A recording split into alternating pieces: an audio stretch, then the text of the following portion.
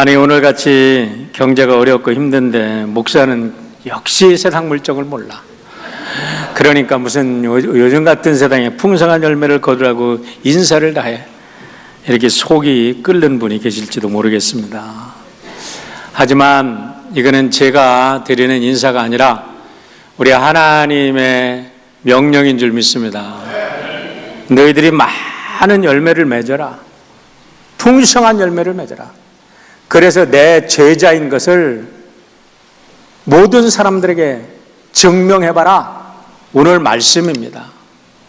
여러분, 우리가 세상이 어렵다고 힘들다고 폭풍이 온다고 움츠러 늘고 우리가 세상 사람들과 똑같이 절망한다면 하나님을 믿는 하나님의 백성의 증거가 어디 있습니까? 세상 모두가 어려울 때, 어두울 때, 정말 빛을 발할 때, 이 세상이 힘들 때 우리 하나님의 백성들이 하나님의 백성으로 하나님의 영광을 드러내야 될 줄 믿습니다. 성경의 역사를 보면 정말 성공하는 사람들은요, 하나같이 상황이 어렵고 절망적일 때에, 모든 사람이 안 된다고 했을 때에 그 절망을 딛고 희망을 선포한 사람들이 하나님의 백성들인 줄 믿습니다. 제가 이삭을 좋아하는 것 중에 하나, 이삭의 이야기를 읽을 때마다 늘 영감을, 읽을 때마다 새롭게 감동이 되는 것은 뭐냐면, 너무나 세상에 기근이 닥쳤어요. 세상 온 땅에 기근이 닥쳤어. 그래서 이삭이 애굽으로 이제 이민을 가려고 할 때 하나님께서 애굽으로 가지 말고 이 땅에 그대로, 그랄 땅에 그대로 거하라. 그러면 내가 너를 축복하리라 라고 얘기합니다. 여러분, 모든 사람들이 기근에 닥쳐가지고 들의 풀들, 산의 나무들이 다 말라 죽습니다. 가축들도 말라 죽습니다. 불안폭이 나지 않습니다. 그런데 놀랍게도 성경은 분명히 얘기합니다. 그 해에 이삭이 농사하여 100배를 얻었더라, 그렇게 합니다. 그 해가 어떤 때인가요? 기근이 끝난 때인가요?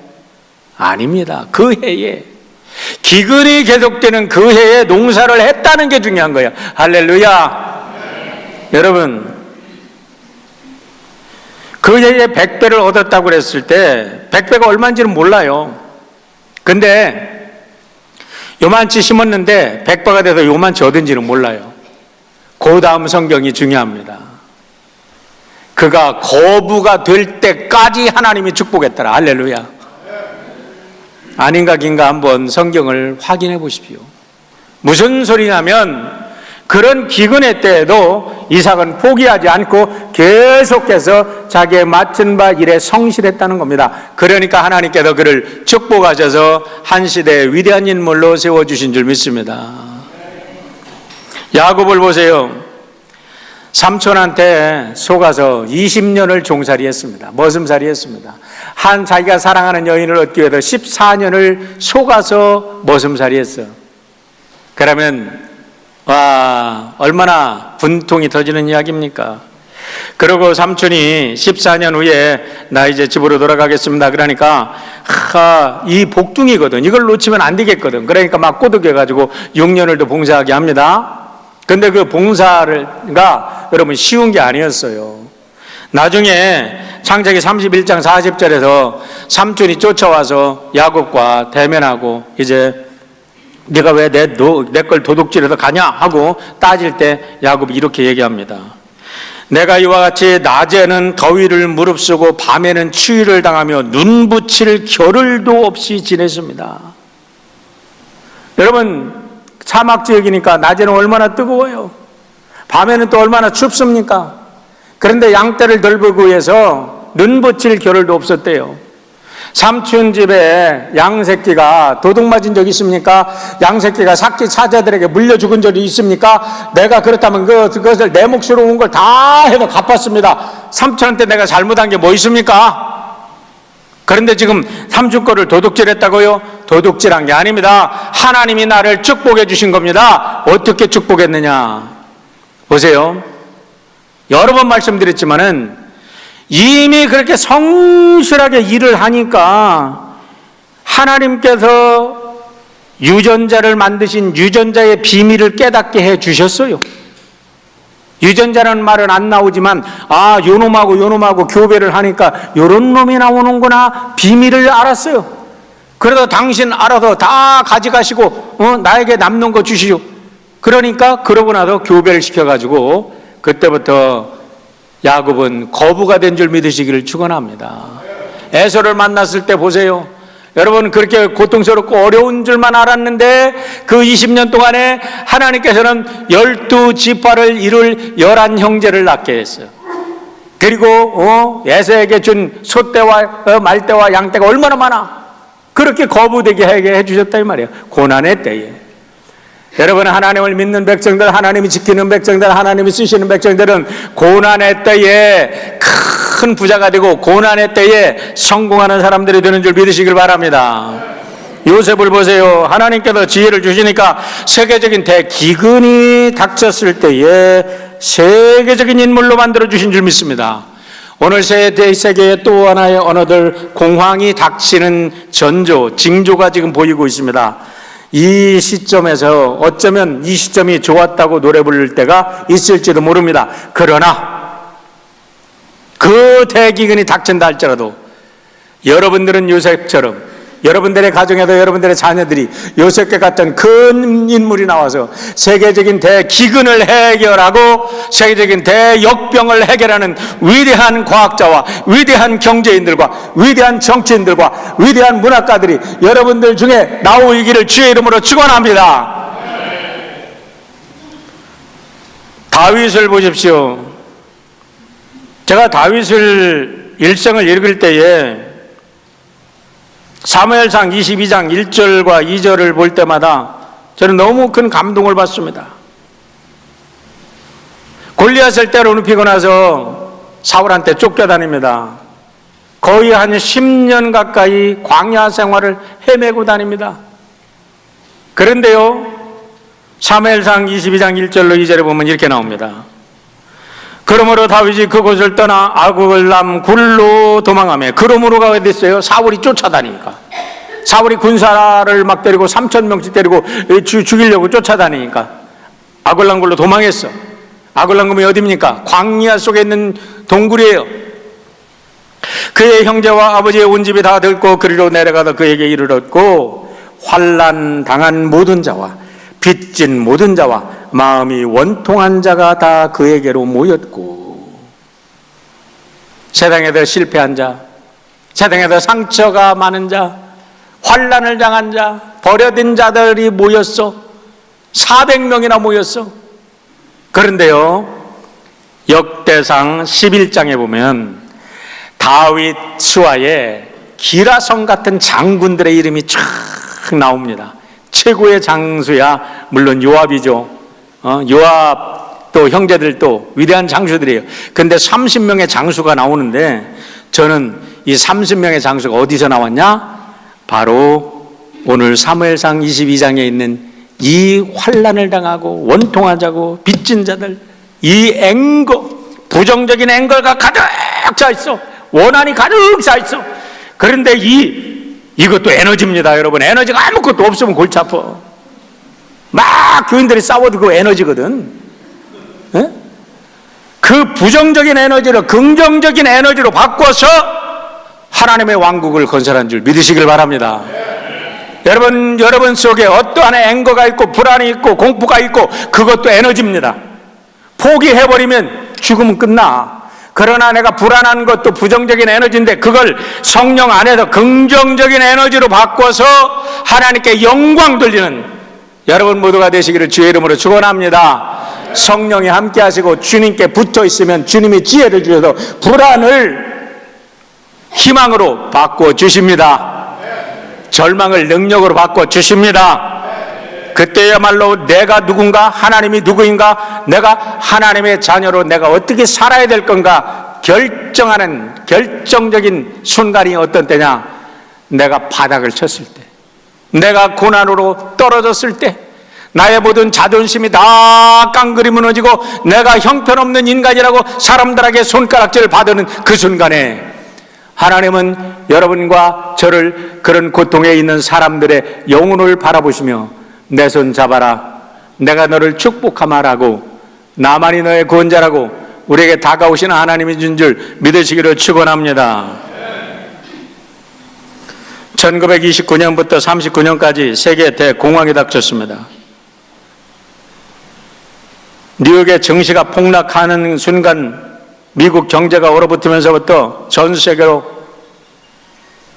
모든 경제가 그냥 파급 효과를 일으켜가지고 The Great Depression이라는 세계 대공황이 닥쳤어요. 그런데요, 제가 이 공황이 닥쳤을 때 엠파이어 스테이트 빌딩이 1929년에 그 세계 대공황이 닥쳤을 때 그거를 디자인하고 그거를 세워가지고 3년 만에 엠파이어 스테이트 빌딩을 만들어가지고 세계 40년 동안 세계 제1의 미국의 상징물이 되게 한 사람이 있었다는 거예요.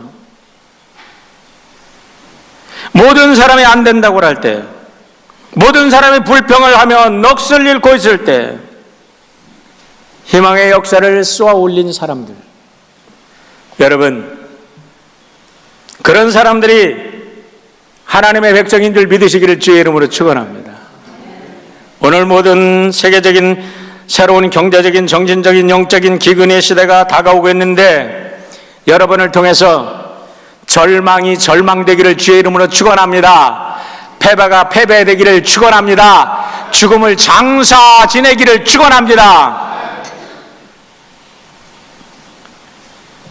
우리가 기억해야 할 것은 이 기근의 시대에도 누군가는 하나님께 붙들려 이 역사를 새롭게 쓰는 사람들이 있다는 거예요. 분명히 있습니다.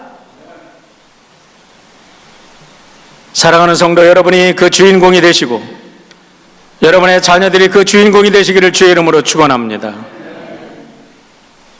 이런 말씀을 들으면 나는 아무것도 할 수 없어, 나는 아니야, 나는 아니겠지라고 할지 모르지만 그렇습니다. 우리는 아무것도 할 수 없는 무능력한 존재이지만 주님이 붙잡아 주시면 할 수 있는 줄 믿습니다. 주님이 함께 하시면 하실 수 있는 줄 믿습니다. 그래서 사도 바울이 말합니다. 우리에게 능력 주신 자 안에서 나는 모든 것을 할 수 있다. 할렐루야. 주 안에서 하는 거예요. 나 혼자 하는 게 아닙니다. 여러분, 오늘 말씀이 바로 그런 말씀인 겁니다. 오늘 말씀의 배경을 잘 보세요. 지금 만찬이 끝났습니다. 마지막 만찬이 끝났어. 그러고도 예수님께서 14장 31절에 뭐라고 그래요? 자, 일어나 여기를 떠나자라고 말씀하십니다. 떠났어요.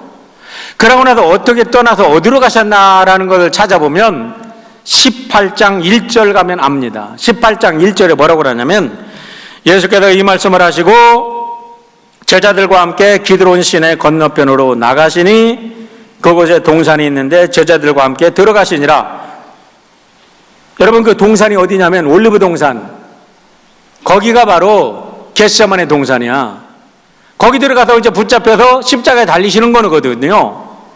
그러니까 예수님이 이 말씀을 하시고라는 말씀은 무슨 말씀이냐면 15장부터 오늘 있는 말씀부터 17장까지 있는 모든 말씀을 하신 후에라는 소리예요. 다시 말하면 마지막 만찬을 잡수시고 기드론 시내를 지나서 올리브 가든 그 감난산 동산으로 들어가는 그 과정 속에서 예수님께서 마지막으로 십자가에 달려 죽으시기 전에 주신 이 말씀이 오늘 우리가 듣는 말씀이에요. 그런데 주님이 뭐라고 그래요? 큰 열매를 맺어라. 풍성한 열매를 맺어라. 자기도 죽을 판이야. 자기도 십자가에 달려 죽습니다. 이제 앞으로 제자들은 유대인과 로마의 핍박 속에 시달리게 되어 있습니다. 그런데 그런 상황을 보면서 주님이 뭐라고 그러세요? 열매를 맺으라는 거예요. 여러분, 하나님께서 지금 코로나 바이러스로 전 세계가 떨고 있는 거 모르십니까? 우리 하나님이 주인이십니다. 우리 하나님이 우주의 통치자이십니다. 하나님이 알고 계십니다. 그래서 우리에게 하시는 말씀이 이 공포에 휩싸여 떨지 말고 죽음의 세력이 온다 할지라도 위축되지 말고 큰 열매를 맺어.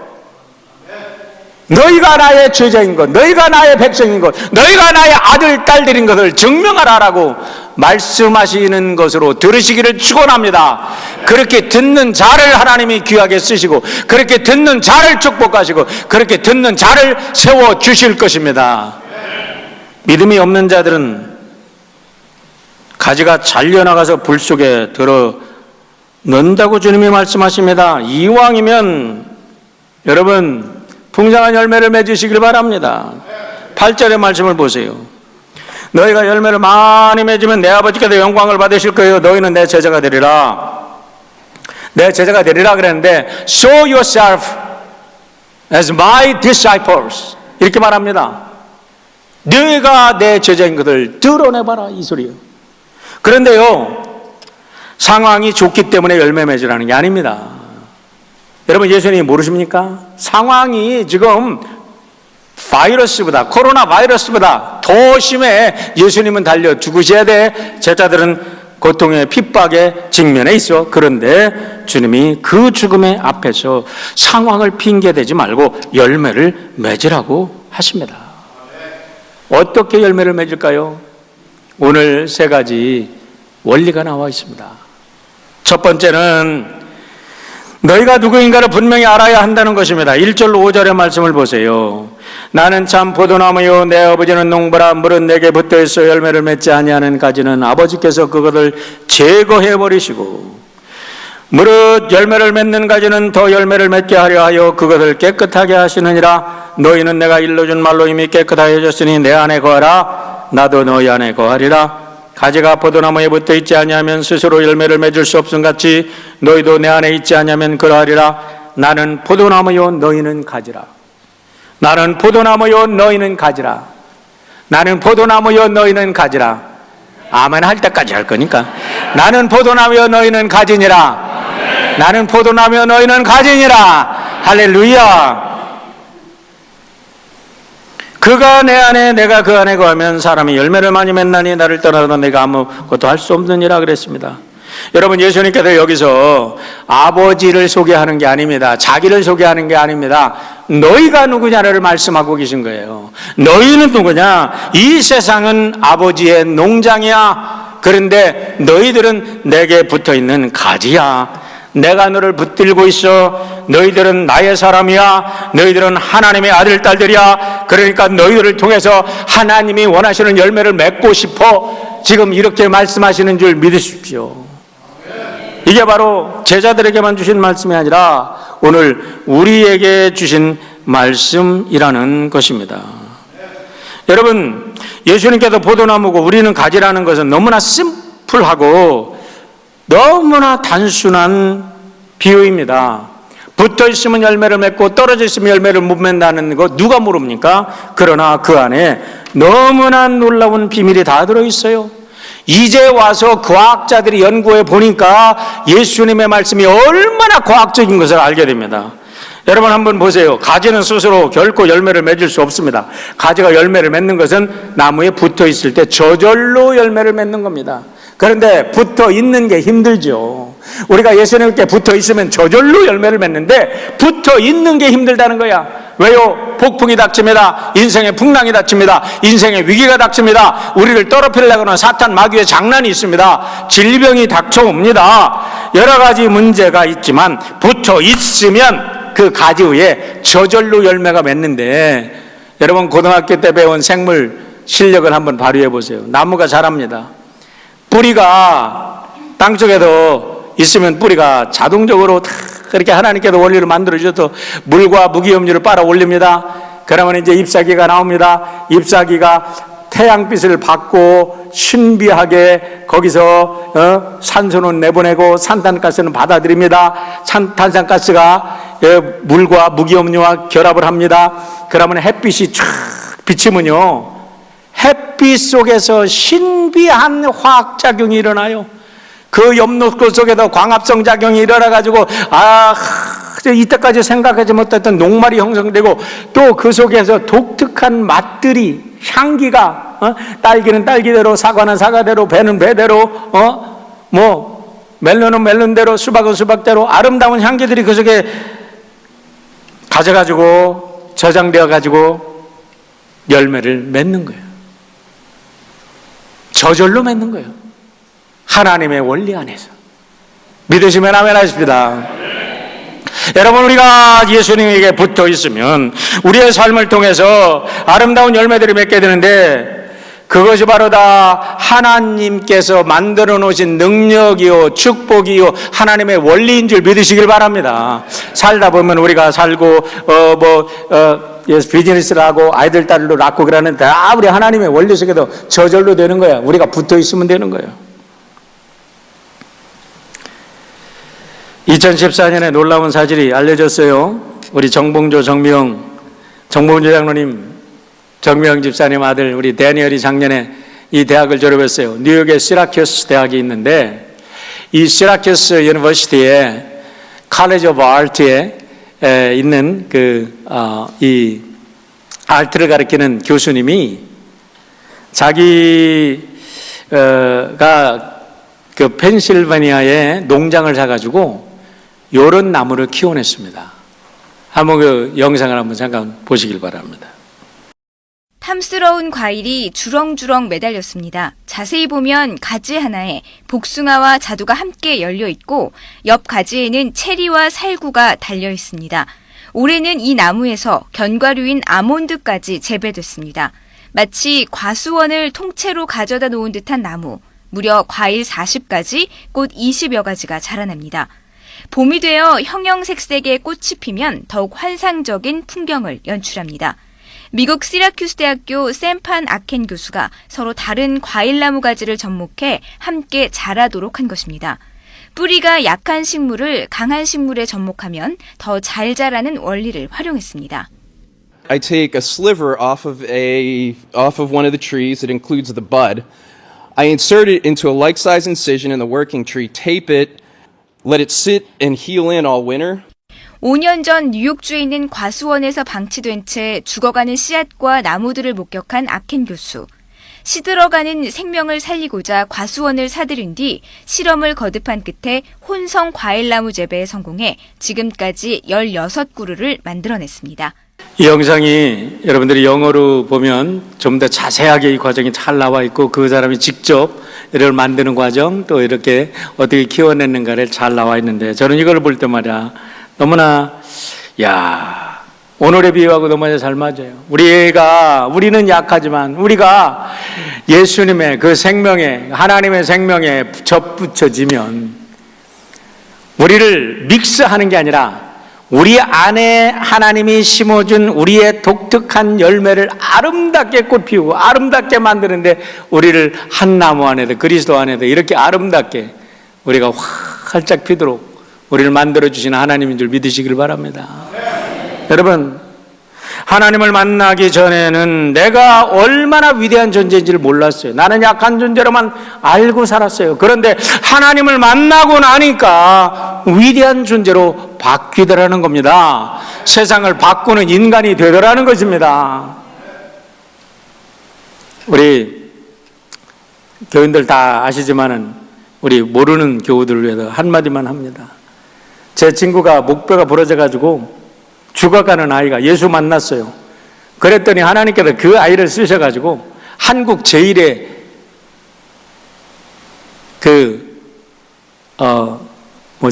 장애인 센터를 만들어 주셨어요. 작년에 우리 청년들이 거기 갔다 왔는데, 다른 데 가서도 은혜 받은 것도 있지만 거기 가서 애들이 완전히 그냥 깨져가지고 왔어요. 여러분, 우리는 아무것도 아니고 죽어가는 존재이지만 우리를 들어서 하나님께서 예수님에게 접붙여 주시면 하나님께서 우리를 통해서 어떠한 역사를 일으킬지 나도 몰라. 하나님만 아시오. 할렐루야. 하나님을 만나고 하나님과 인격적 관계가 시작이 되면 그때부터 내 영혼 속에도, 내 마음 속에도, 내 가슴 속에서 신비한 영적인 광합성 작용이 일어나기 시작합니다. 세상이 그렇게도 우울하고 세상이 그렇게도 저주스러웠는데 아름답게 보이기 시작합니다. 원수가 친구로 보이기 시작합니다. 여러분, 우리의 마음속에, 가슴 속에 희망과 감사와 사랑으로 충만해지고 우리의 눈이 사랑으로 눈뜨게 되고 우리의 귀가 아름다운 음악 소리로 빗소리조차 모든 새소리가 모든 시끄러운 소음조차 음악 소리로 들려지는 그런 역사가 일어날 때 우리의 삶 속에 아름다운 열매들로 가득 채워지게 되는 줄 믿으시길 바랍니다. 주님은 이 세상의 주인이시고 우리 예수님은 우리의 생명의 즐기십니다. 주님께 꼭 붙어 있으시기를 축원합니다. 두 번째는 하나님은 우리를 위해 가지치기를 하신다는 겁니다. 가지치기. 2절을 보시길 바랍니다. 물은 내게 붙어 있어 열매를 맺지 아니하는 가지는 아버지께서 그것을 제거해 버리시고 무릇 열매를 맺는 가지는 더 열매를 맺게 하려 하여 그것을 깨끗게 하시느니라 라고 말합니다. 자, 보십시오. Every branch in me that does not bear fruit, he takes away. Every branch in me. 예수님에게 붙어 있어. 그런데 가지를 맺지 못하는 가지는 떼어버린다 이 말이에요. 이거를 여러분 내가 예수님 안에 있는데 내가 열매를 맺지 못할 때 나를 떼버린다 이렇게 생각하지 마시고 이 말씀은 이렇게 정리를 하십시오. 내가 예수님에게 붙어 있는데 내 삶 속에 가지가 있어. 이런 가지도 있고 저런 가지도 있는데 이 가지 때문에 나는 이 가지에 붙들려 가지고 나는 항상 열매를 못 맺어. 그러면 하나님께서 더 나의 삶 속에 열매를 잘 맺으라고 이 가지를 잘라주시는 줄 믿으시길 바랍니다. 그렇게 하신다는 거야. 깨끗하게 하신다라는 말씀이 영어로는 프루닝이라고 써 있어요. 전정을 하신다는 거예요. 왜? 더 열매를 잘 맺으라고. 옛날부터 런던의 햄튼 궁정 안에 있는 포도나무는 세상에서 가장 큰 나무로 유명합니다.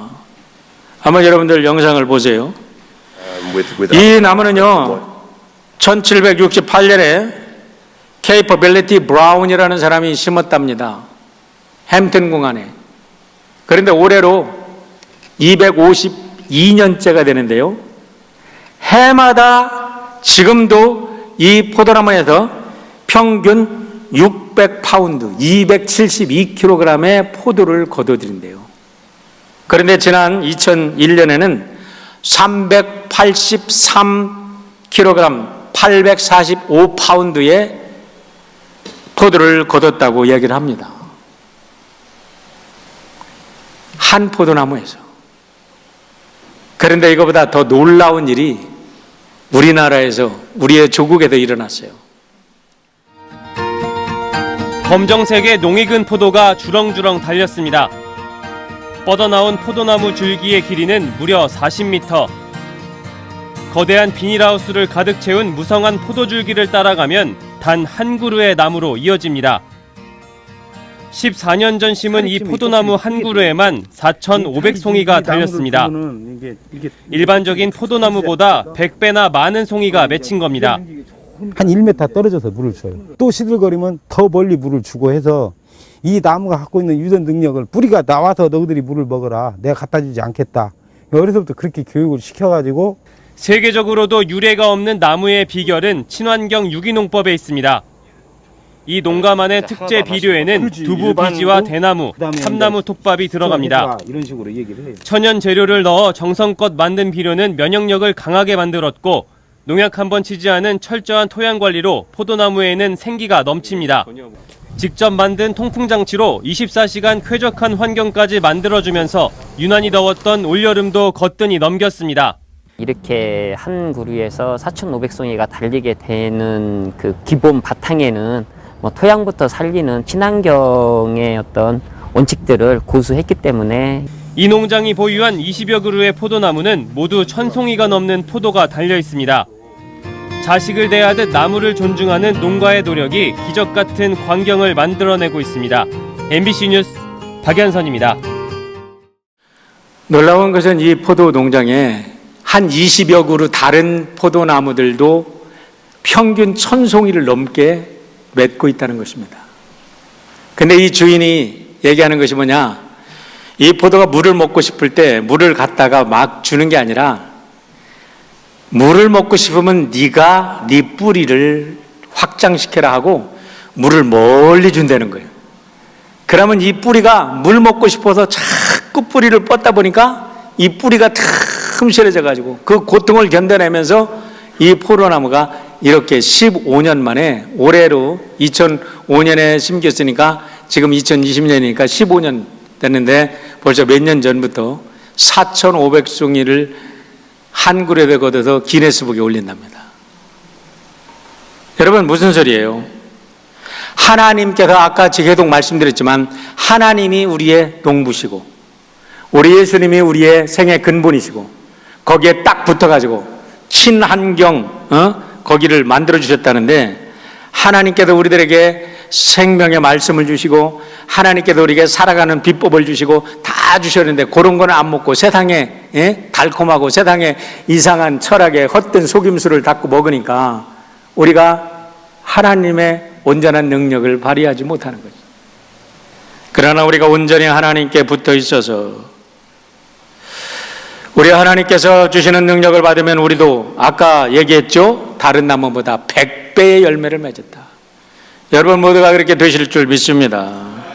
중요한 것은 하나님께서 잘라내신다는 거예요. 풀어나신다는 거예요. 여러분 보세요. 코로나 바이러스가 우리의 믿음을 시험하는 하나의 리트머스 시험지가 되고 있습니다. 이게 우리의 삶을 잘라내고 있습니다. 우리가 지금 어디에 서인지 내가 누구인지를 알게 합니다. 어저께 우리 같이 장로님들하고 교회 대책회의를 하는데 커스코를 갔더니 물이 한 병도 없더래요. 다 날라갔더래. 바이타민 C가 동이 나서 눈 씻고 찾아도 바이타민 C를 찾을 수 없답니다.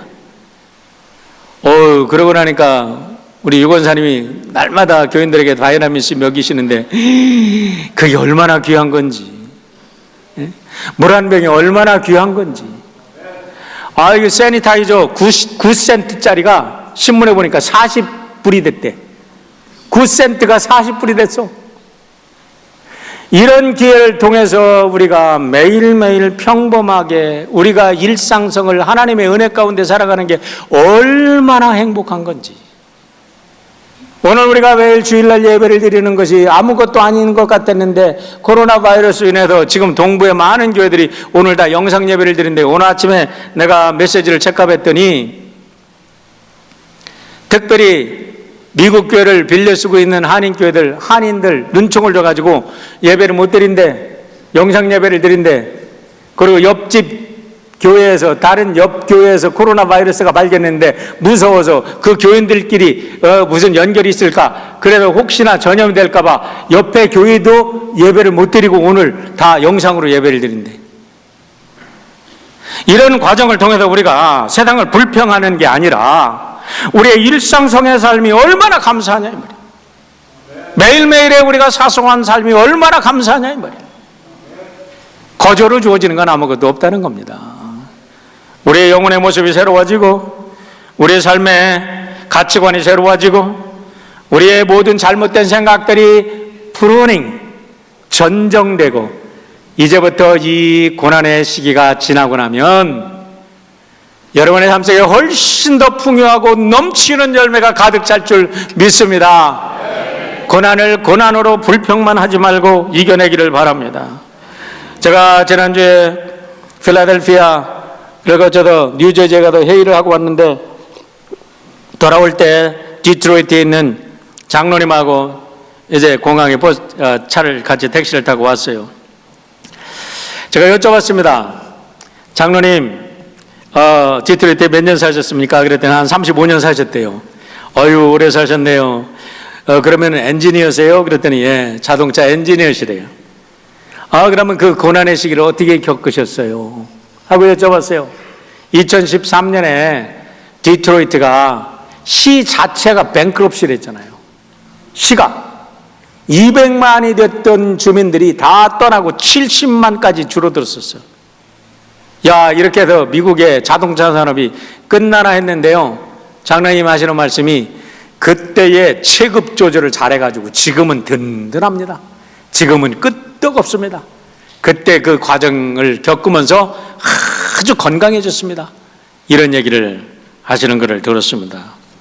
여러분, 고난의 때에 잘려져 나가는 가지가 있고 더 아름답게 세워지는 가지가 있습니다.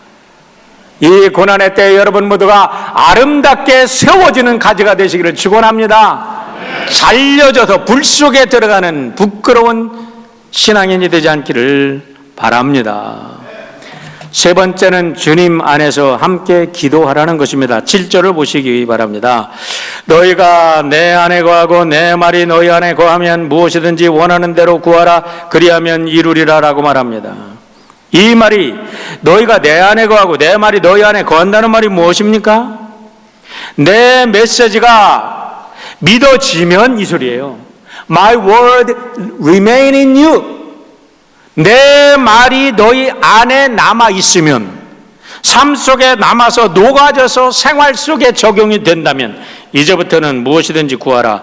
그러면 다 이루어질 것이다 라고 말씀합니다. 그럼 오늘 같은 위기의 시대에 어떻게 해야 됩니까? 두려워하지 말고 기도하시기를 주의 이름으로 축원합니다. 우리의 신앙이 말이 아니라 능력임을 드러내야 될 때인 줄 믿습니다. 고린도후서 10장 4절의 말씀을 보세요. 우리의 싸우는 무기는 육신에 속한 것이 아니 오직 어떤 견고한 진도 무너뜨리는 하나님의 능력이라.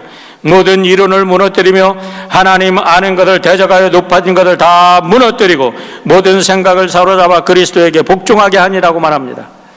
여러분, 공동 번역을 보면 더 쉽게 이해가 돼서 여러분에게 같이 읽습니다. 우리 함께 같이 공동 번역으로 크게 읽어볼까요? 같이 읽습니다. 시작. 우리는 세속의 무기를 가지고 싸우는 것이 아니라 아무리 견고한 성이라도 무너뜨릴 수 있는 하나님의 강한 무기를 가지고 싸우는 것입니다.